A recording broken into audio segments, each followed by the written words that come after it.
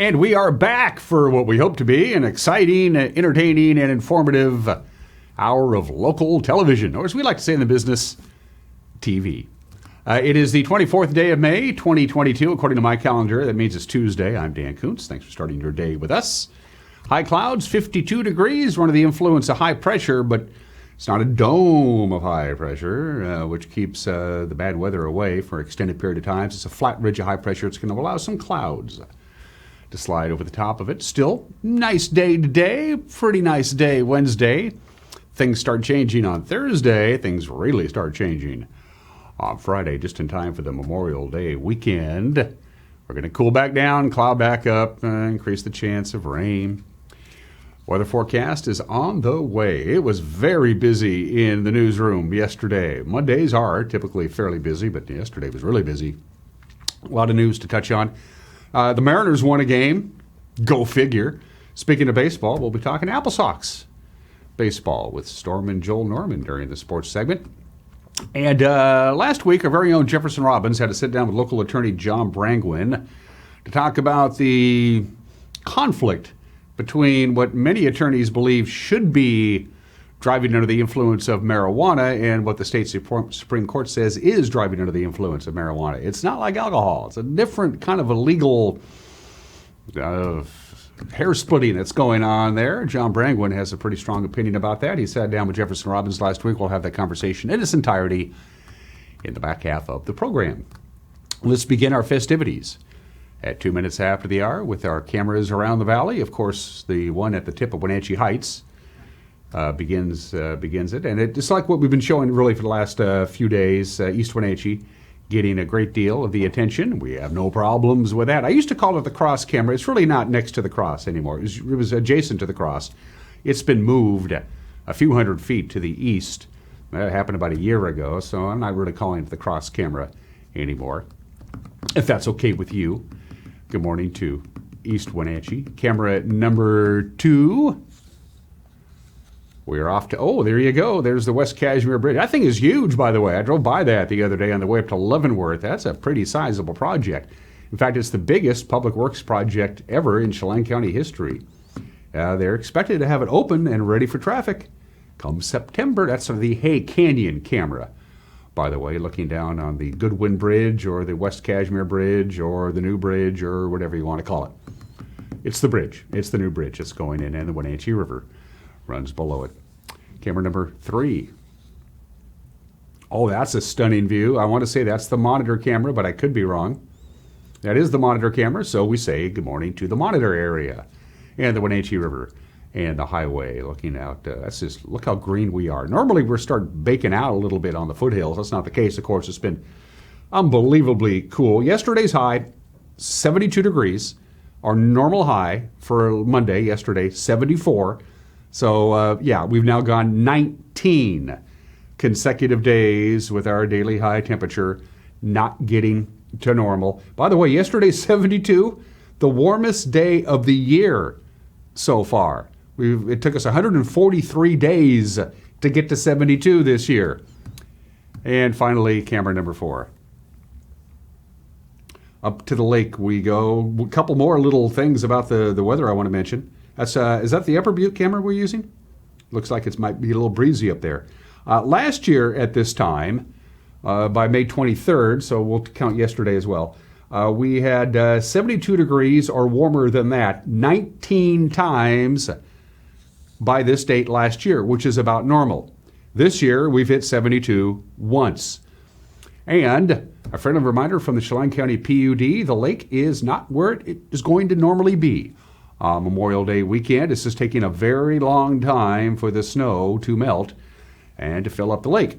It's about 6 feet short of where it should be. Now, they're hoping to have it up to full bathtub height, whatever you want to call it, in early June, but it's not going to be up to where it normally is for Memorial Day weekend. It's also very cold. The lake is very, very cold. In fact, the Columbia River is cold. I checked this morning. The Columbia River, between the two dams, right in the middle of the Wenatchee Valley, the water temperature is only 49 degrees, and Lake Chelan ain't much warmer than that. So you'll notice that Lake Chelan is not quite up to where it normally is as they fill her up, but it's getting close. Most people won't be able to tell, but just a friendly reminder there. It's a little lower than it normally would be for Memorial Day weekend. Weather this week, well, today and tomorrow and Thursday, warmer, not bad at all. We'll be right around that 72 mark. We'll be warmer still on Wednesday and Thursday, but we'll be under the influence of fairly cloudy skies. As I mentioned before, the ridge of high pressure that's giving us these warmer temperatures is a flat ridge of high pressure. That allows the clouds to get over the top of it, and that blocks the sunlight. So even though it's going to be warmer, we're not going to see a lot of sun, which means it's not really going to heat up the Earth's surface. And then Friday, the changes begin. The changes really begin for the Wenatchee Valley on Thursday night.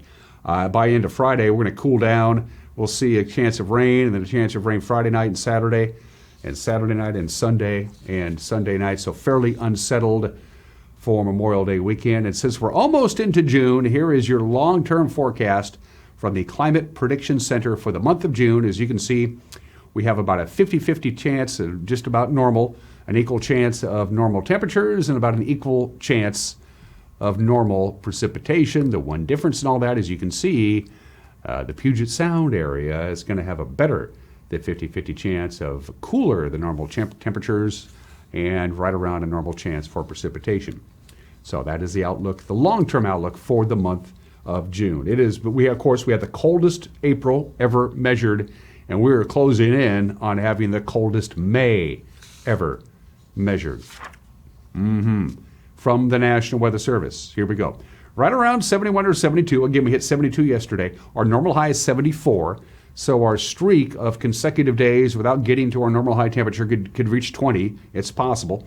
52 for the overnight low tonight. A little bit warmer. Again, lots of clouds, but warmer. 75 on Wednesday. We'll see a few sun breaks on Thursday, but as the day progresses, we're going to start seeing the chance of rain pick up a little bit as the next marine layer comes in and the high pressure ridge begins to get jolted out of position. We'll drop down to only 70 by the afternoon high on Friday.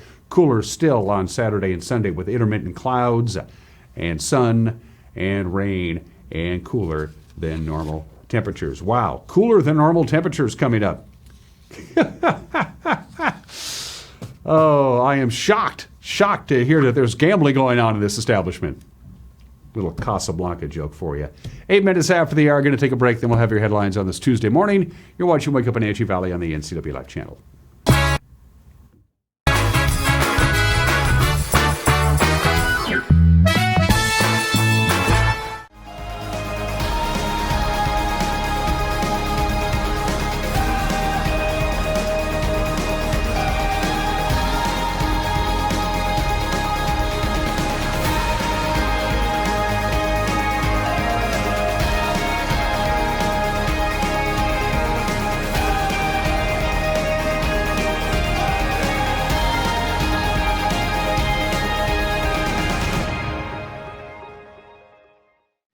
Hi, I'm Katie Joslin and I'm a pediatrician at CVCH. We know that as new parents, you have a lot of decisions to make. At CVCH, we have a team of caring pediatricians and family medicine providers who love to take care of newborns. As you're making that decision of where you'd like to go, we hope that you'll consider coming to CVCH, where any of the providers you choose would care for your baby as if it was one of their own.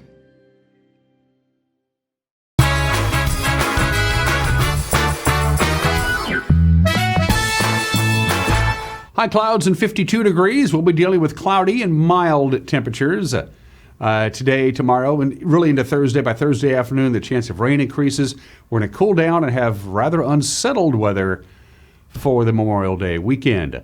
We begin with this story at 9 minutes after the hour. A 14-year-old Wenatchee girl drowned in the Anaat River on Sunday afternoon. The Chelan County Sheriff's Office said more than 40 rescue personnel responded. The report came in at about 4:15 on Sunday afternoon that a girl had been washed away and a 20-year-old East Wenatchee man was stranded on a rock. This happened at the Lake Creek campground. That's about 28 miles up the Anaat River. A sheriff's office helicopter crew spotted the girl downstream from the campground in the fast-moving water. Crews using a rope system and ladders to reach her, but it was too late. Meanwhile, a helicopter from the Naval Air Station Whidbey Island hoisted the man from the rock in the river. He was treated by an ambulance crew. The rescue operation lasted until about 8 o'clock on Sunday night. The sheriff's office said to protect the privacy of the family, the names of the girl and the man are not being released. That two-vehicle accident on Friday afternoon near Riverside on Highway 97 has now claimed a second victim. The Washington State Patrol said Loreno Gonzalez Martinez died at the scene in the 2:30 p.m. accident on Friday afternoon. She was a passenger in a vehicle being driven by 28-year-old Gabriela Harrison Garcia of Loomis. Well, late yesterday afternoon, Garcia died from her injuries at Central Washington Hospital. The State Patrol said Garcia lost control of her southbound 2014 Chevy Camaro, crossed the center line, and it struck a northbound 2015 GMC Sierra being driven by 37-year-old Joshua Brown of Loomis. The State Patrol said Brown drove onto the shoulder attempting to avoid the collision, but the right front corner of Garcia's vehicle hit the left front corner of his Sierra, and that sent him into the ditch, the Camaro, into the center of the highway, as you see there. Garcia was airlifted to Central Washington Hospital in Wenatchee, where she later died. Brown taken to Mid-Valley Hospital in Omak with undisclosed injuries. The accident closed the highway for about 3 hours and 45 minutes with no detour on Friday afternoon. By the way, State Patrol said neither Martinez nor Garcia were wearing seatbelts. Wenatchee Valley Police agencies said they've recovered hundreds of thousands of dollars in property seized and stolen from local construction sites around the area. The Columbia River Drug Task Force says a search warrant was served on Friday in the 100 block of North Keller Avenue in East Wenatchee, and there they found more than a dozen heat pumps, 3 stolen trailers, and thousands of dollars worth of lumber, siding, and flooring. The multi-agency task force says the stolen goods are related to thefts from construction locations in 4 counties, including sites in Chelan, Leavenworth, Wenatchee, East Wenatchee, and Rock Island. One suspect, Enrique Juarez Rodriguez of East Wenatchee, is currently in jail on a $50,000 bond. A Douglas County deputy arrested him Thursday while allegedly towing a stolen trailer. That led to the search warrant being served on his home. He has not yet been criminally charged in the investigation, but police say if you have any more information, contact them. They'd like to hear from you. A Chelan woman who had allegedly distributed explicit images of a teenage girl as part of a dispute involving her child has now been charged under Washington's child pornography and revenge porn statutes. Douglas County prosecutors filed charges Friday against 47-year-old Amanda Sue Austin, including dealing in depictions of a minor engaged in sexually explicit conduct and a charge of disclosing intimate images. East Wenatchee police say Austin and her teen child entered Eastmont Junior High School on March 21st where they distributed printed nude images of a former student.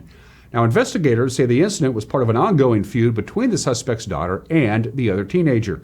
Austin faces an additional charge of burglary for entering the junior high school building. She remains free on her own recognizance. She must appear for arraignment on May 31st.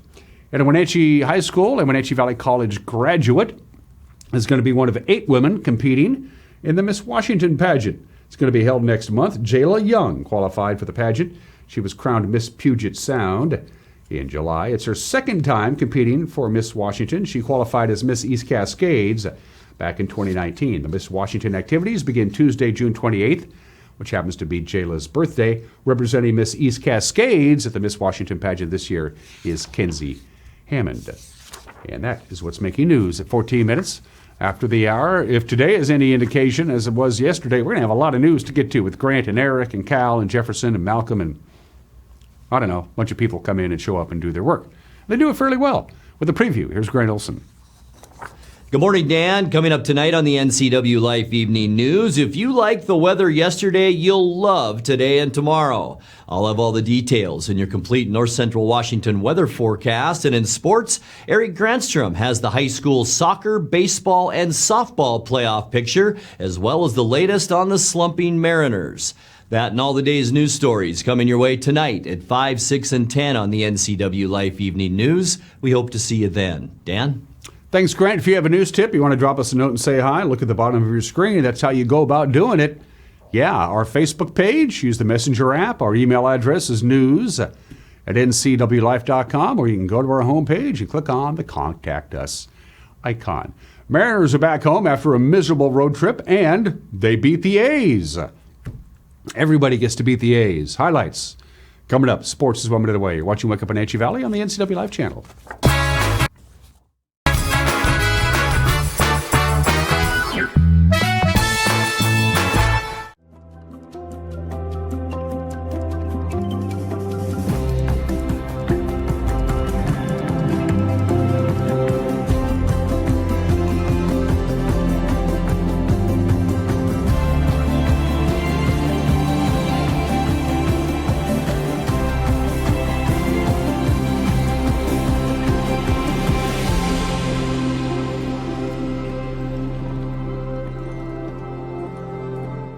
With all the variety on SureStream TV from LocalTel, there's always something to watch. But what if you hit the couch in the middle of all the shows?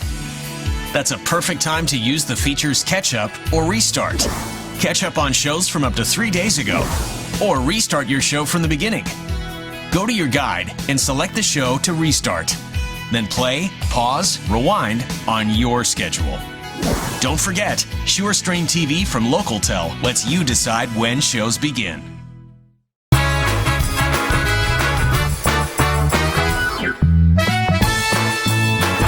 16 minutes after the hour, the Mariners hit 3 home runs, and then they had to hang on, but they did it. They beat Oakland last night, 7-6. The long balls came off the bats of Cal Raleigh, Julio Rodriguez, and Gino Suarez. It was the first for Rodriguez at T-Mobile Park, and for Raleigh, his 4th home run in just 6 hits this year. High fly ball, the opposite way, out to right field. Julio tags it, gone! Home run! His first in Seattle. It's a go-ahead 3-run blast. You want to talk some Oppo power. All the way down the left field line. That one is hit high and deep down that left field line, and that baby is gone. Pinder, second level, right down the line, and it's 3-1. Elvis runs, ball's hit the shallow left field. This may work, and it will. Bethencourt scores. Elvis Andrus to third. Kemp's hit has tied this game at 3.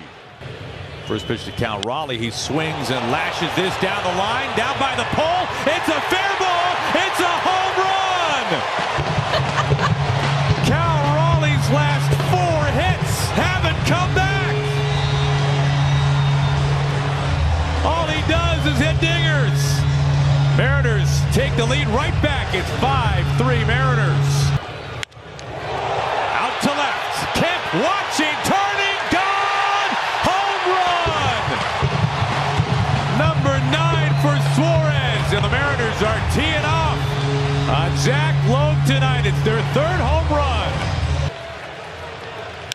Squibber. Easy play for France. He'll waltz to the bag, and the Mariners take game 1 against the A's. And how about the day at the plate by Julio Rodriguez? Every single time we see this guy, he just gets better and better. And I remember this before, like when you see these games where it's where it's Julio that's getting it together and Cal, you realize that the next wave is here, and they're performing at a really high level right now. It's the Mariners and the A's doing it again tonight, 6:40.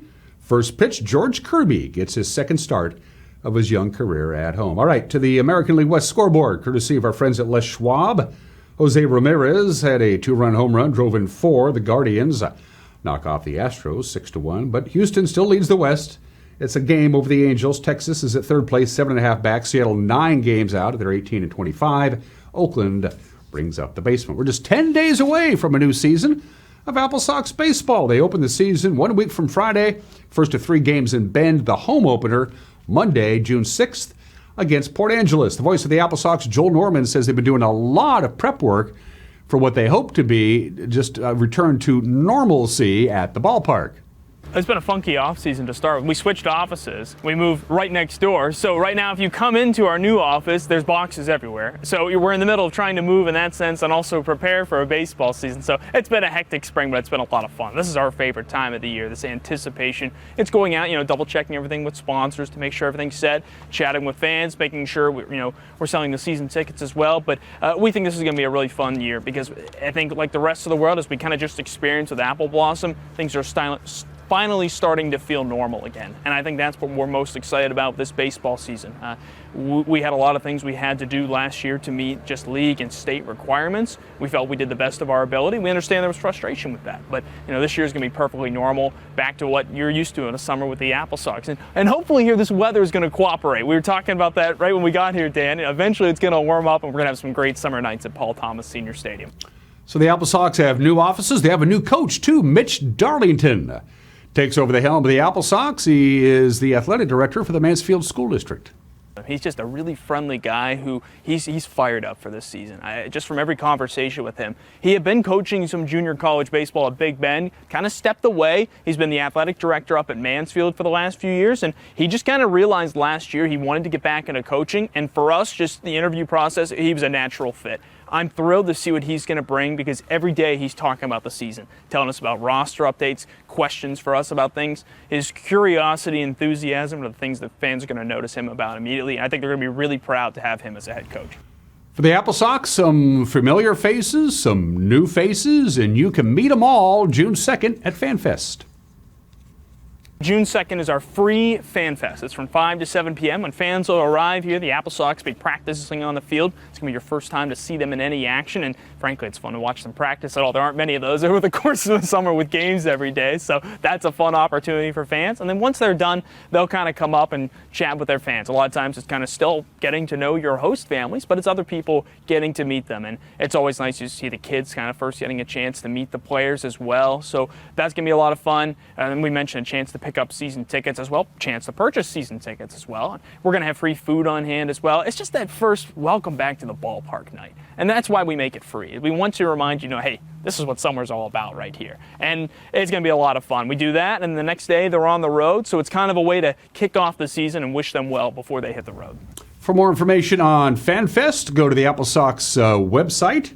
Pretty easy, applesox.com. We're going to be televising, by the way, 5 Apple Sox home games this summer, beginning on June 17th when they take on the Bellingham Bells. Golfers from throughout the area begin play today. It's the WIA State Golf Tournaments. Takes place over 2 days. The 4A tournament is held at the India Summer Country Club in Olympia. We'll be watching Wenatchee's Carson Huffaker, Max Yount, Ashton Holcomb, Ben Gordon, and Jackson Bishop. Eastmont's Cal Anderson and Quentin Ward qualified as individuals, and so did Moses Lake's Caden Gubler. The girls' 4A tournament is at Hawks Prairie Golf Course in Lacey. Teeing off this morning for Wenatchee, Ashley Willoughby, J.C. Mowbray, Sienna Kaufman, Lily Mowbray, and Ellen Kobeck. They'll also keep an eye on Eastmont's Lily Weigel, Lane Schmultzler, and Cole Roberts, who qualified as individuals. The Afraid of Boys are in Olympia, playing the Capital City Golf Club. The Tigers are represented by Max Hewitt, Kenji Pickerel, Koa McWilliams, Carter Burns, and Mason Moore. Afraid as Jamie Dwight and Logan Pickerel are participating in the State 2A Girls Tournament. That's at the Tumwater Valley Golf Club. The State 1A Tournament for the boys and the girls, Indian Canyon Golf Course in Spokane. That's a tough one. Cheyenne's Joey Gasper and Carson Clinton are playing, as well as Arabelle Finch. For the Goats, Quincy has Emily Whirl and Julicia Trevino representing the Jackrabbits.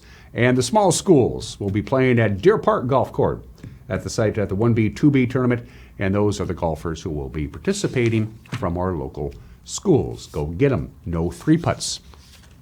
And those are just some of the games that people are playing on this Tuesday, the 24th day of May. I had 4 obscure holidays to choose from. Today is National Aviation Maintenance Technician Day. The people who make sure the planes fly. It's a very complicated job, but they do it well. Today is Brothers Day. Today is National Escargot Day. Snails, anybody? Today is National Scavenger Hunt Day. Scavenger hunts. You used to do them all the time. In fact, at the office Christmas party last December, they had a scavenger hunt.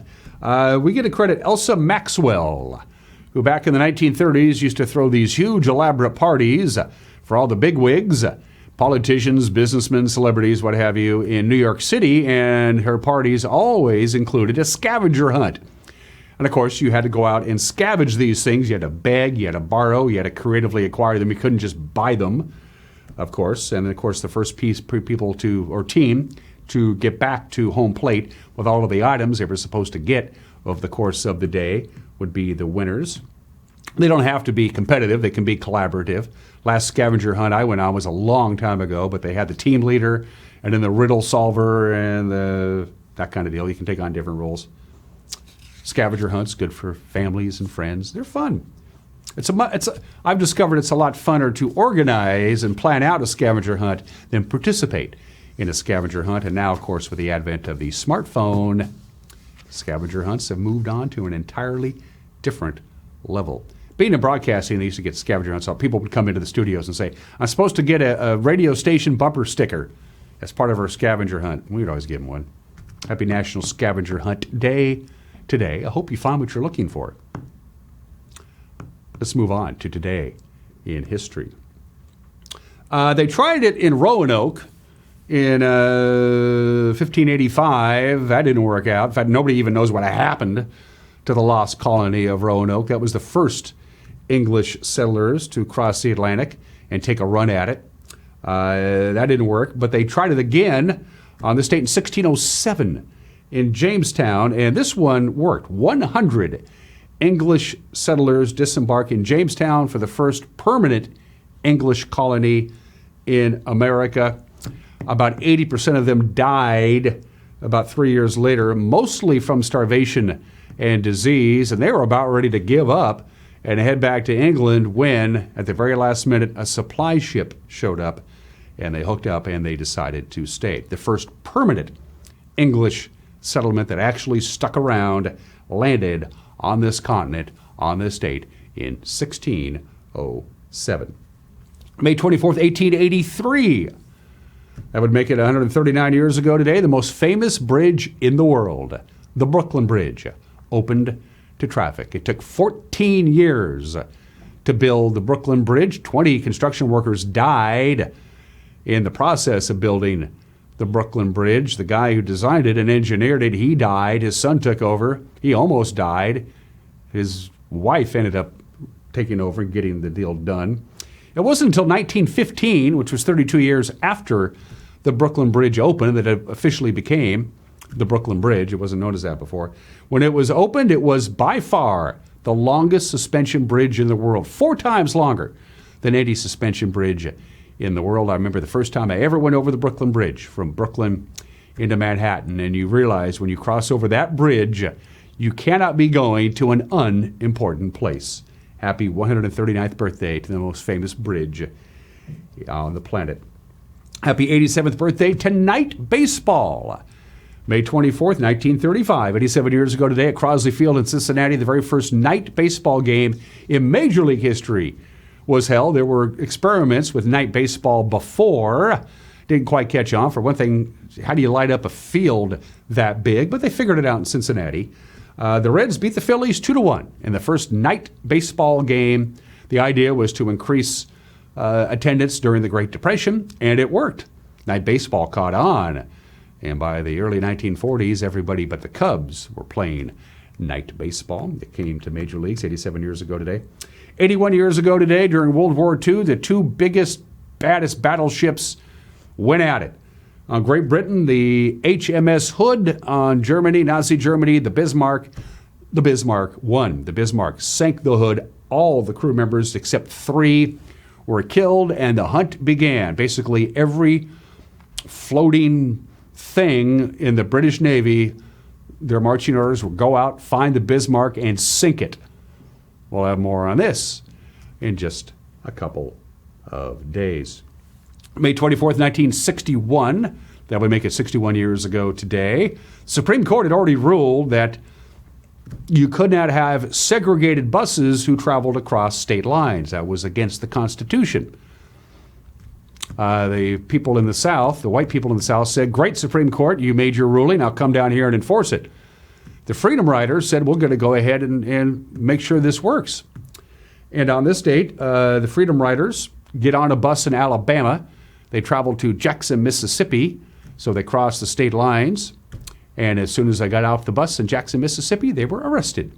27 of them. Their crime was getting off a bus.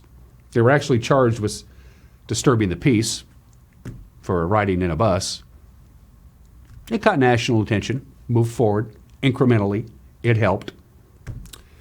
And 41 years ago today, yes, the 1981 Indianapolis 500. Congratulations to Bobby Unser winning the Indianapolis 500 over Mario Andretti.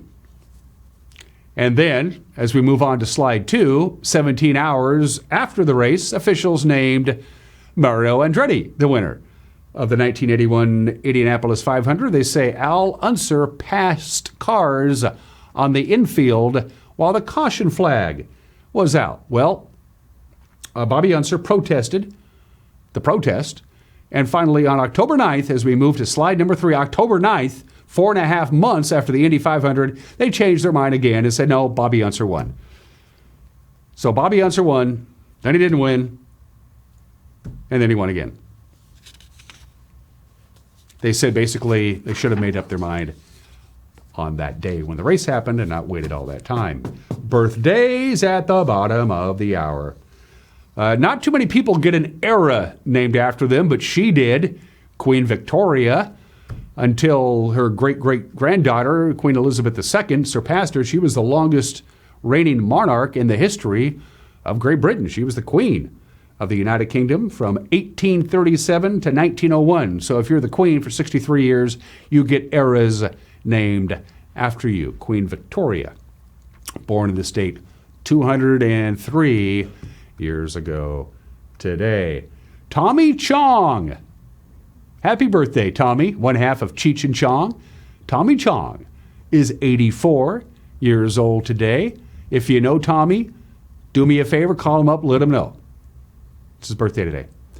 The man who played Radar O'Reilly in MASH and the movie MASH, he also originated the role of Charlie Brown, and you're a great man, Charlie Brown. Gary Berghoff, legendary actor, is 79 years old today. And Bobby Zimmerman, Bob Dylan. Greatest songwriter this country has ever produced, the great Bob Dylan. The enigma, the cantankerous, the genius, Bob Dylan is 81 years old today. Happy birthday, Bob. Going to take a break. When we come back, we got an opinion from Mike Mad Dog McNaughty. He has an idea of what may be causing society to slip. Might not be what you think. And then Jefferson Robbins had a chance to sit down with local attorney John Brangwin to talk about what exactly is driving under the influence of marijuana. Seems to be some conflicting opinions about that. We'll have that conversation in its entirety when we come back. You're watching Wake Up Wenatchee Valley on the NCW Live channel.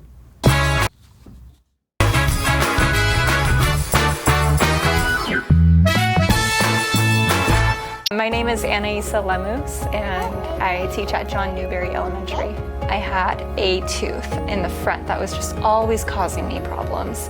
It was just happening so regularly. I went to go get a root canal done, and the root canal didn't help a whole lot because when it came back, both of my parents went to Dr. Divis's office. They really recommended him because he had done such a great job on their teeth. I went and really have had a really pleasant experience with him. He just made me feel really at ease with everything. He was really confident with what he was doing. He said, this is one of his favorite parts of his job, which really made it easier for me because, when you're really passionate about something, they're going to do a good job. As a teacher, my students, I'll tell them randomly sometimes, oh yeah, with my fake tooth, they're always so shocked. Like, what? It looks like your real tooth. And I'm really happy with the results now. This is Dr. John Divis. Please call us today.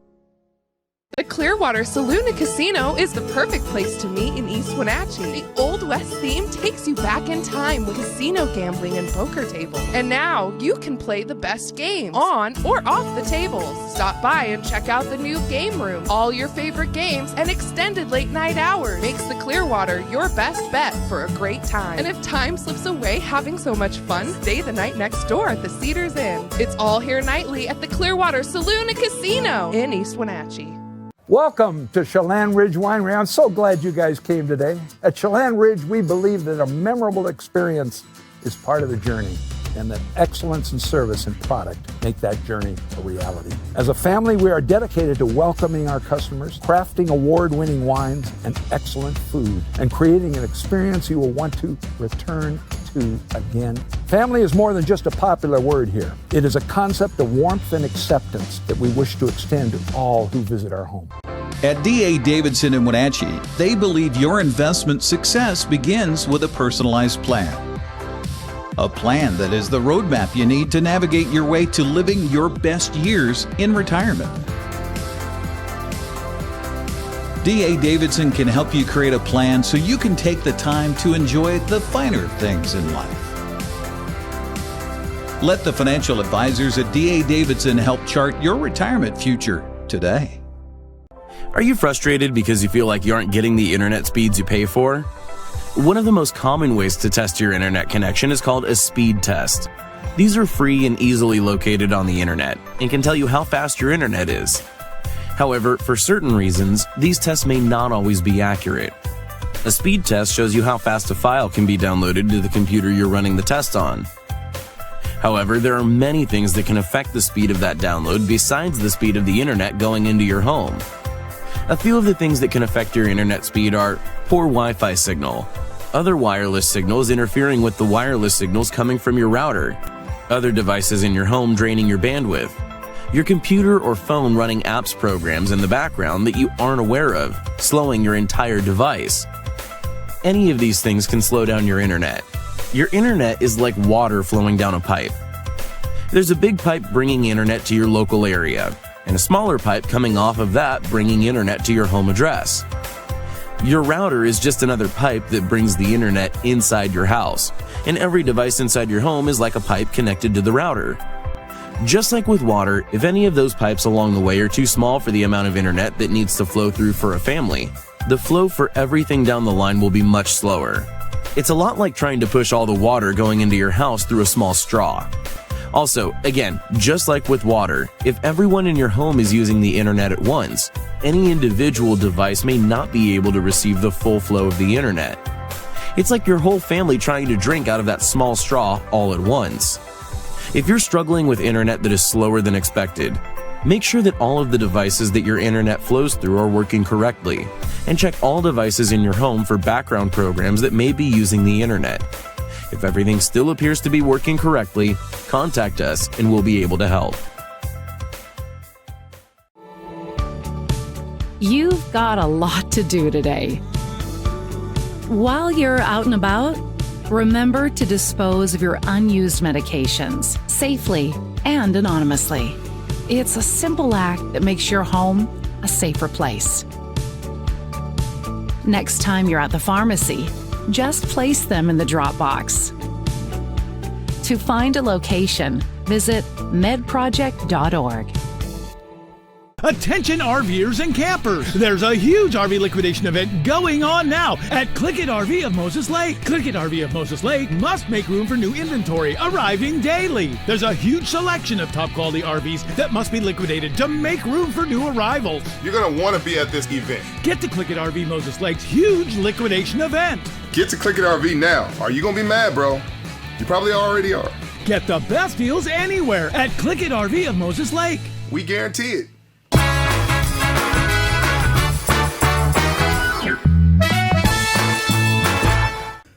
Hey, this is Mike Mad Dog McNaughty, and everybody is entitled to my opinion. Now, some people like to point out things that they feel are indicators of our downfall as a society. Things like differing sexual identification and people with gender issues, lack of respect of authority, and the rise of substance abuse, to name a few. These are just some of the things that people think are indicators that our society is falling apart. Well, you know what I think is a real indicator of societal demise?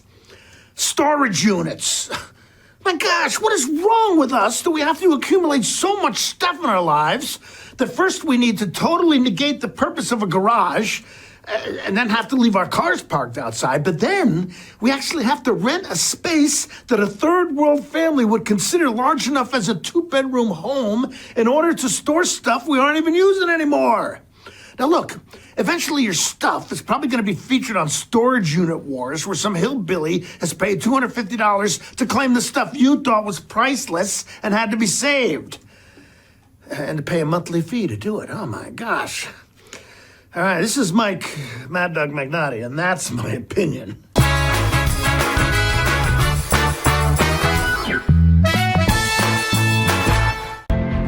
As AmeriCorps members and volunteers, we do more than talk about our core values.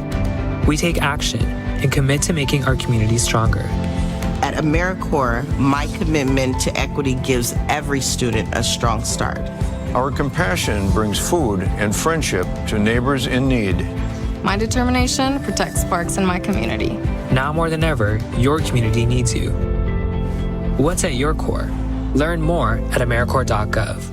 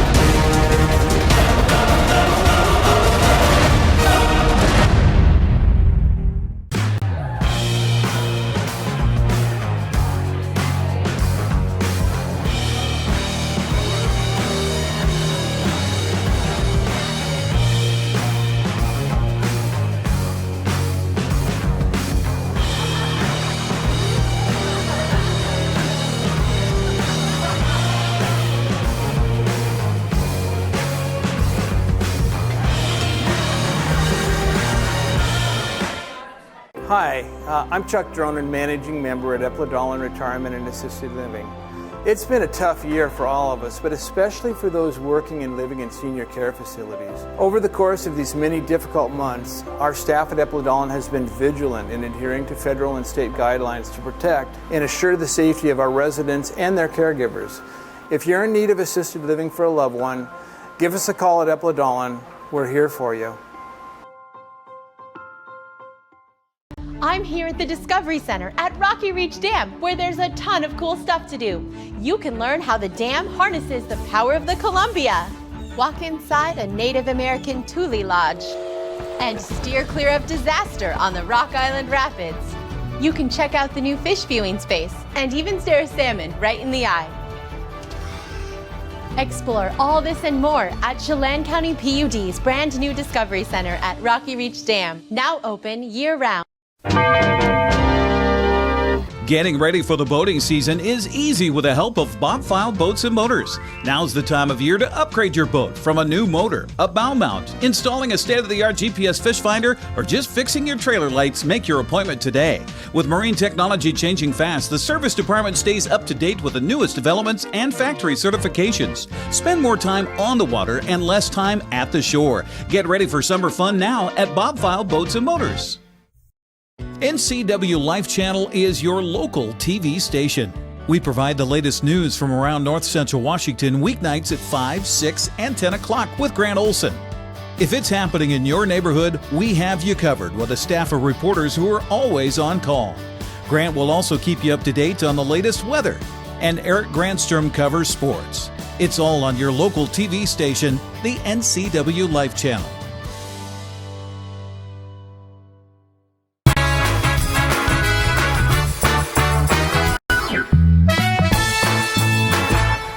"43 minutes after the hour, recreational use of marijuana for adults in this state has been legal for the last decade, but still there's argument about how to police its use by motorists. Now, 5 nanograms per milliliter of blood is the standard for cannabis intoxication when driving, and on May 12th, the Washington State Supreme Court ruled unanimously that the 5 nanogram limit must stay. Wenatchee DUI attorney John Brangwin and other lawyers, they've been arguing for quite some time that the rule is arbitrary and not grounded in good science. John Brangwin was interviewed by our very own Jefferson Robbins on this topic. There is no rational basis for 5 nanograms. It was a number somewhat picked out of the sky by the initiative writers to try to get the initiative passed. It did pass. At that point, there was some discussion that maybe 5 nanograms was a fair level and that there was scientific backing.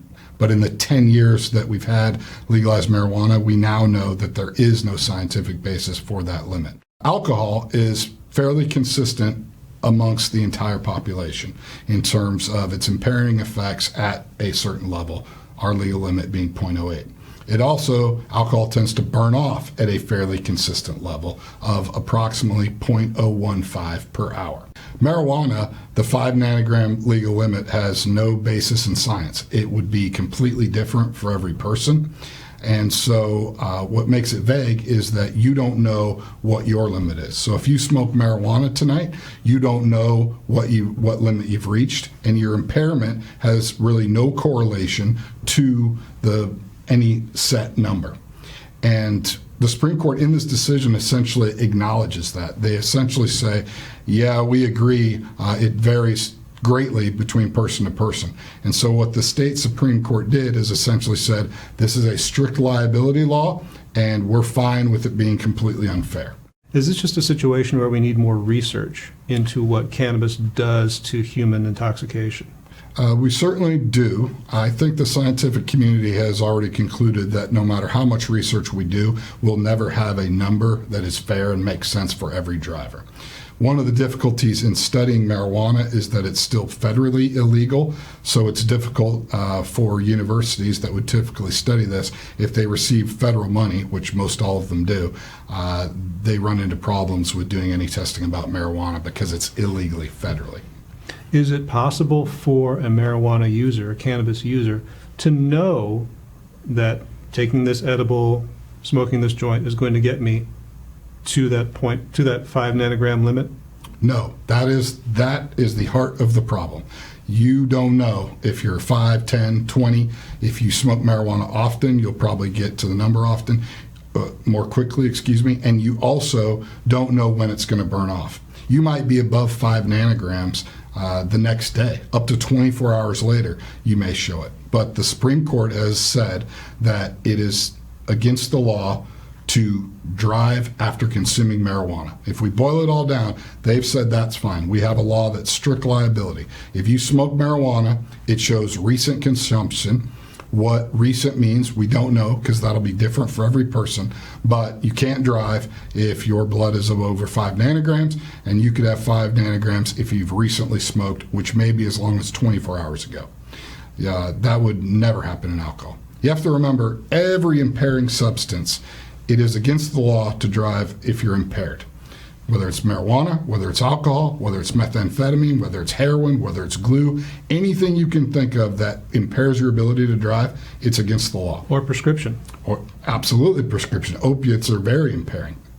And so every substance, if the government can prove beyond a reasonable doubt that that substance or a combination of substances is impairing you, it's against the law. Driving under the influence of marijuana was illegal before the initiative and remains illegal today. The difference is, for 2 of those impairing substances, we have legal limits. Alcohol one, pretty widespread agreement that it has some basis in science. We can argue about the science, but there's a basis to it. Marijuana, pretty much equal agreement that there is no basis for 5 nanograms. And so for one substance and one substance only, and keep in mind, it's a legal substance. You don't need a prescription. You can just go buy it like beer or wine. For that substance, you'll have no idea if you're under the influence. And because it's a per se law, it's very different. The government doesn't have to prove that you're impaired by it like they would for heroin or meth or opiates. All they have to prove is you're above 5 nanograms. So if you're a marijuana smoker, you get a DUI, your blood test comes back at, say, 8 nanograms. We go to trial. We conclusively prove you weren't impaired at all. You were totally fine to drive. The jury will be instructed that if your blood was taken within 2 hours and it's over 5 nanograms, even though you could drive perfectly fine, you are guilty and should be convicted. And that's why this law is completely unfair.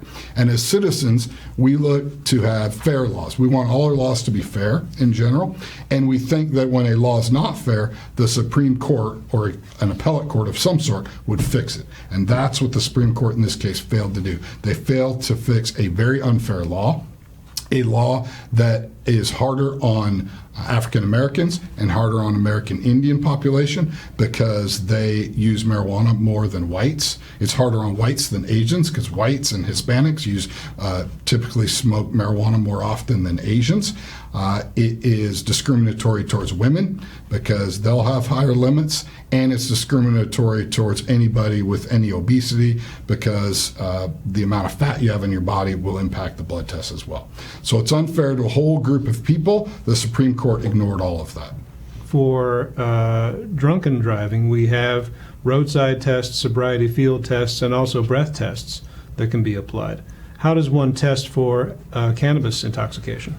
In general, the police use the exact same test they use for alcohol. The police officer that pulls you over uses the exact same test for all categories of impairing substances, whether it's methamphetamine, marijuana, alcohol. They use the exact same test. Now, sometimes they do additional testing that drivers should never volunteer for, called a drug recognition evaluator. They'll do some additional tests, but drivers should never volunteer for anything. I always tell my clients, always ask a police officer, are you asking me or are you ordering me? Do everything they order you to do. If they're asking you, say no. The one exception being the breath test machine at the police station or the jail. People should contact a lawyer. They have public defenders available to talk to people and make a decision with the advice of an attorney whether or not they take the real breath test at the station. The handheld one on the roadside, no one should take. Aren't there penalties under law for your licensing if you refuse to take a breath test? If you refuse to take the real breath test at the police station, but people often get confused thinking they have to take the roadside breath test, and they don't and should not. And so that's why I mentioned before taking the real breath test machine, because there are licensing consequences. There's licensing consequences for blowing over 08, and there's licensing consequences for refusing, so you should talk to an attorney before deciding what's better for you. But let's talk about the testing for cannabis intoxication. How do we chemically test for that? They draw blood, which they can only get by your consent or search warrant. Again, don't consent. Make them get a search warrant. Police officers often say, well, we can just get a search warrant anyway, so shouldn't you just agree to give it? The answer is no. Make them get the search warrant. Make them convince a judge that there's a valid reason to request a search warrant. But what happens in these cases, a police officer pulls someone over, they smell marijuana, they have them do the field tests, someone makes a mistake or two, and then they say, well, I smell marijuana, and you made a mistake or two, so I'm going to arrest you. And then they go get a search warrant. And even though the person was totally driving fine and could operate a motor vehicle safely, they get convicted if their blood's over 5 nanograms. I guarantee you I would rather, and for my safety and the safety of my wife and child and everyone else's safety, I'd much rather have people driving with more than 5 nanograms of marijuana in their system than I want them driving on a whole bunch of opiates, than I want them driving on methamphetamine, heroin, some of these other substances. Yet, only marijuana has this legal limit that has nothing to do with impairment.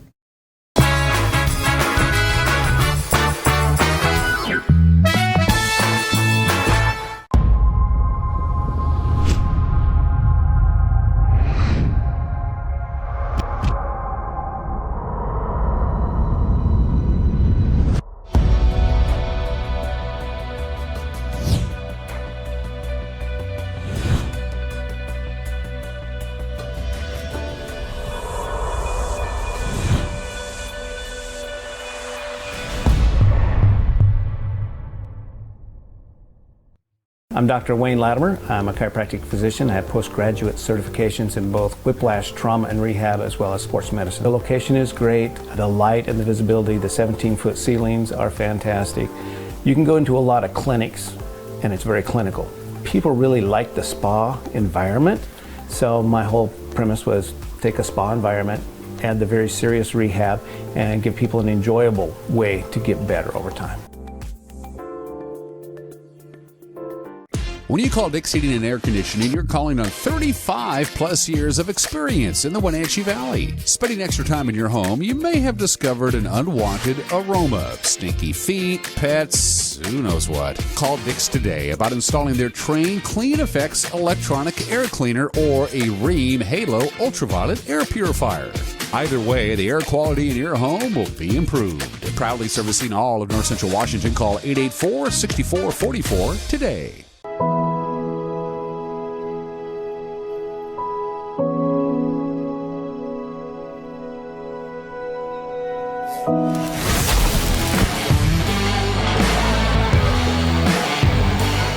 It has really been a great partnership between Succession and NCW Life. It's not always easy to sit in front of a camera or a microphone, but you guys have made it a really nice process. Are you ready to freshen up your home? Boswell's expansive two-story showroom is filled with high-quality furniture that's always discounted to give you their best price every day. Boswell's is receiving new furniture deliveries each week, so you'll be sure to find just what you need for your home without the wait. Complimentary design assistance and free local delivery. Superior customer service and the best value for your money. Start at Boswell's on Easy Street. It's closer than you think.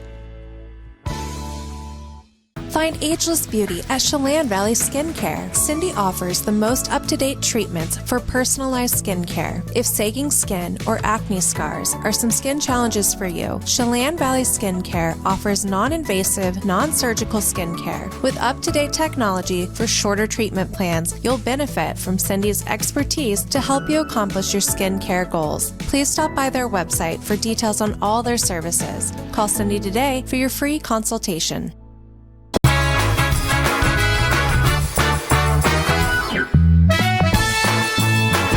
All right, getting ready to wrap up this Tuesday edition of Wake Up Wenatchee Valley. Don't forget tomorrow, Winning Wednesday. Woohoo! I don't know what I'm going to give away yet. I'll figure that out. Temperatures around the region right now. Downtown Wenatchee, we're at 50 degrees. Moses Lake, 52. Omak, you're at 50 degrees. Let's see, Quincy, 56 degrees, the warm spot. Downtown Dryden, 49 degrees. Suburban Dryden, 49 degrees. Now, what's the weather looking like for the rest of the week? Today, tomorrow, Thursday, not bad.